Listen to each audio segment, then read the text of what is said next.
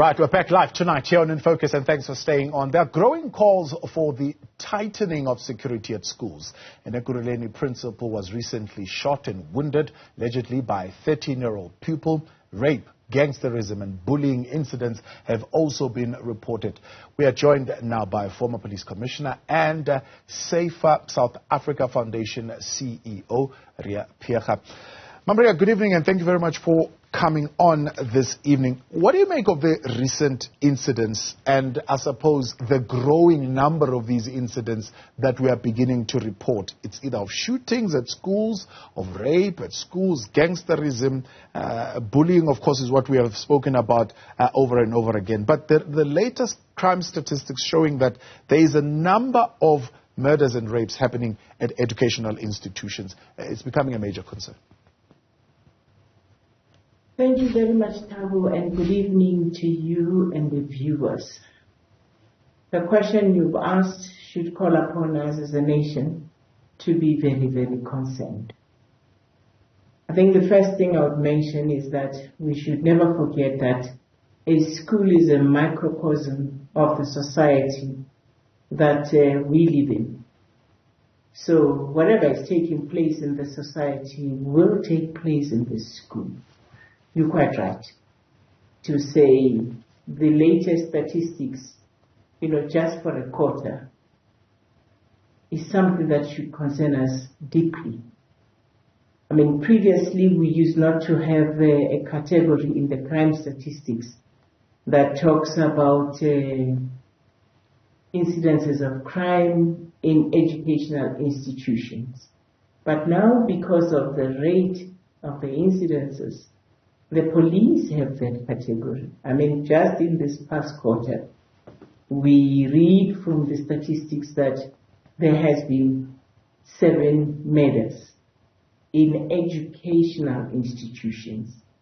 We read that there has been more than 60 rapes in educational institutions. And it would interest you to note that a majority of those rapes take place in high schools. We also glean into the fact that there has been something like upwards to 250, assault GBH. Yeah. So those things tell a story. And you mentioned the story of Lena, who shot at teachers. We have seen that rainwater incident where, there was blood all over in an incident where children were going to be given shoes and all that. So we must be very concerned. And I think the whole issue is how do we then start as a society to work together to push back this type of incidences. Are schools, I mean, from your engagements with the number of high schools and the pupils, are schools able to respond to this challenge? 1. 2, law enforcement, can they really play a role at that level to be able to respond effectively? Then I suppose the third layer, as you mentioned, schools are, of course, a reflection of what's happening in society. So society as a whole, families at large, are also required to play a role here.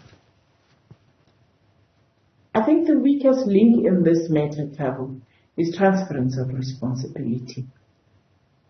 If we are going to be singular in our thinking that the school should take responsibility alone, or the police should take the responsibility alone, we are completely on the wrong track. The situation that is facing us requires all hands on deck. It requires the parent, it requires the community, it requires civil society in their various formations.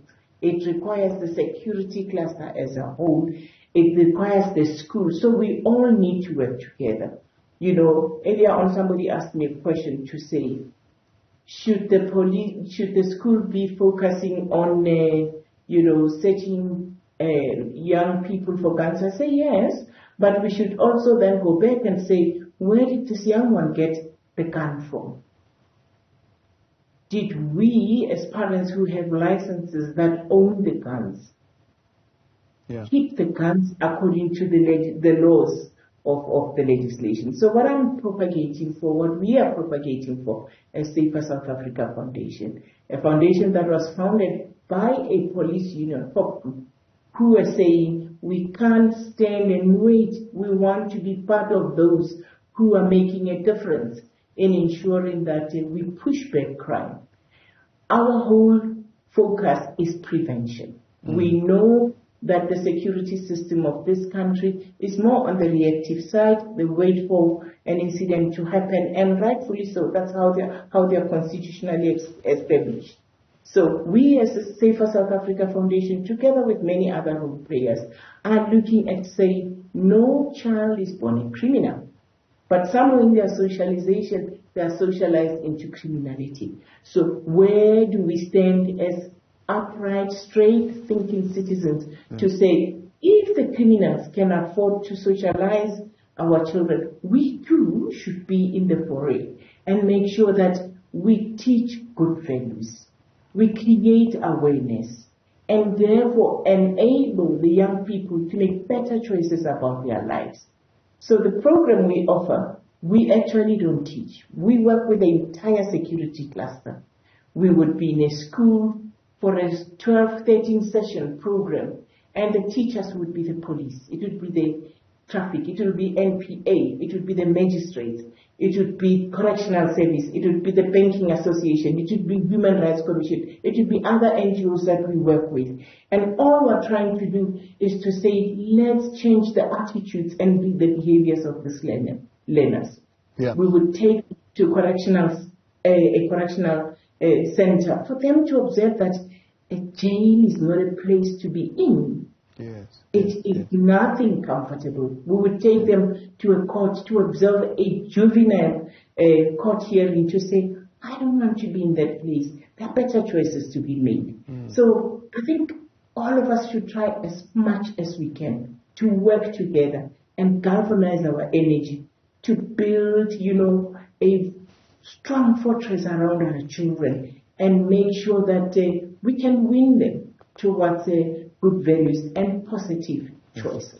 Do you think a 13-year-old, because it was a harrowing tale that was told by the principal to say, I had to play dead because this 13-year-old, after shooting me, he stood there to make sure that I was actually dead, because if I wasn't, he was ready to finish me off.